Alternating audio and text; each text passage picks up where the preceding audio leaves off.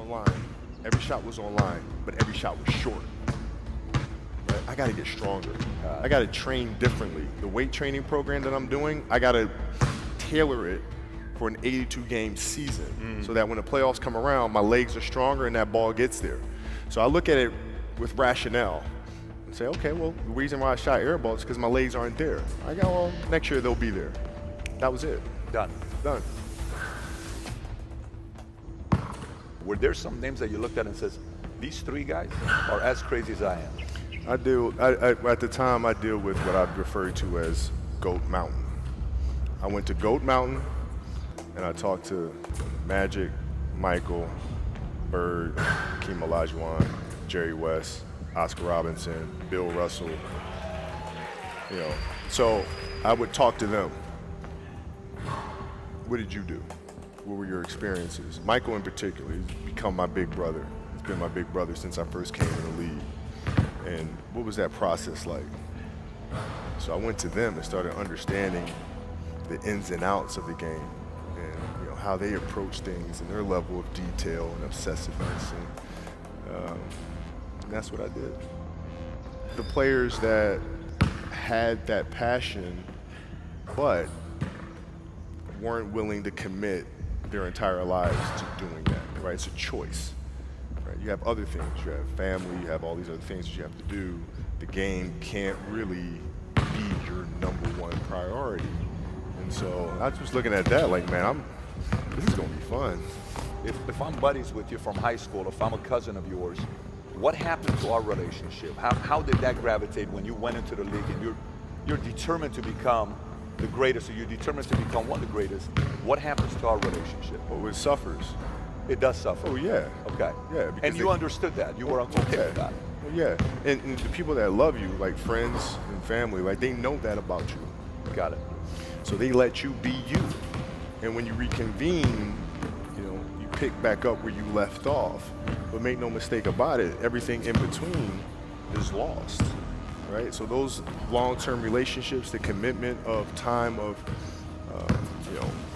taking vacation. Like I see a lot of players take vacations with other players that are close friends. And or just take vacations just to take vacations, or just hang out just to hang out. Like I never did that. Why not though? Why didn't you do that? Well, because when I retire, I didn't want to have to say, I wish I would have done more. I don't want that. I don't want that. You got a lot of people paying their hard-earned money to come watch you perform. Perform. It's your job to be in shape. It's your job to be strong enough to perform at that level every single night. And as a competitor, I'm not ducking. Like it's not, oh my God, my back hurts, I'm sore. We got to play Vince Carter and Toronto Raptors tonight. We actually had this happen. We had a game against Toronto in 2000, and Vince was tearing the league up. My back was jacked. Like the perception of that, like what?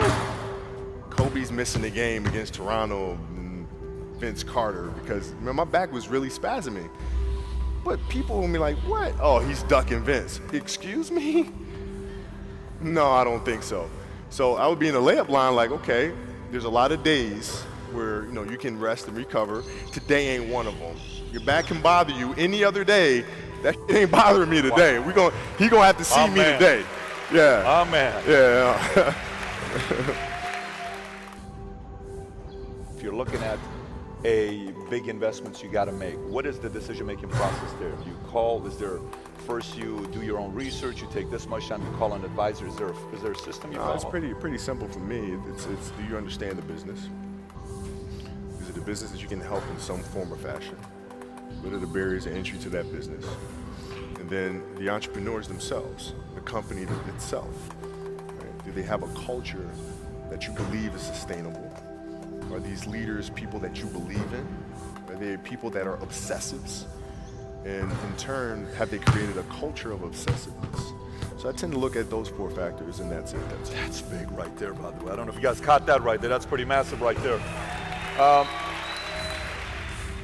Same determination. What's your current work schedule look like today? It's different because I personally am not writing every word of the novels. I am not animating the films.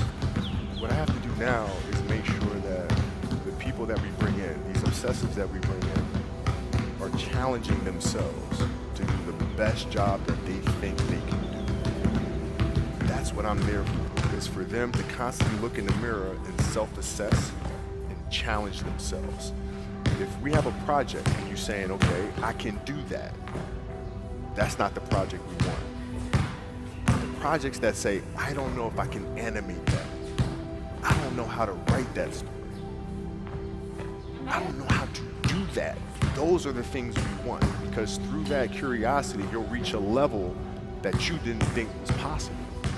And so running the studio, that's what I'm doing.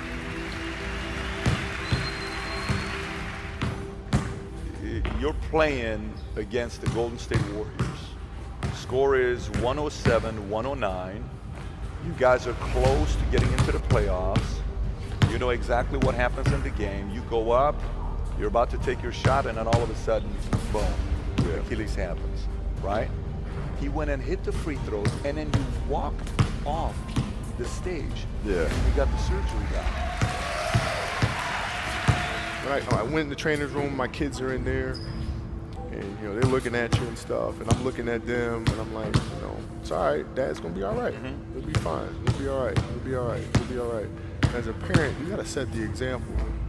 You gotta set the example. This is another obstacle.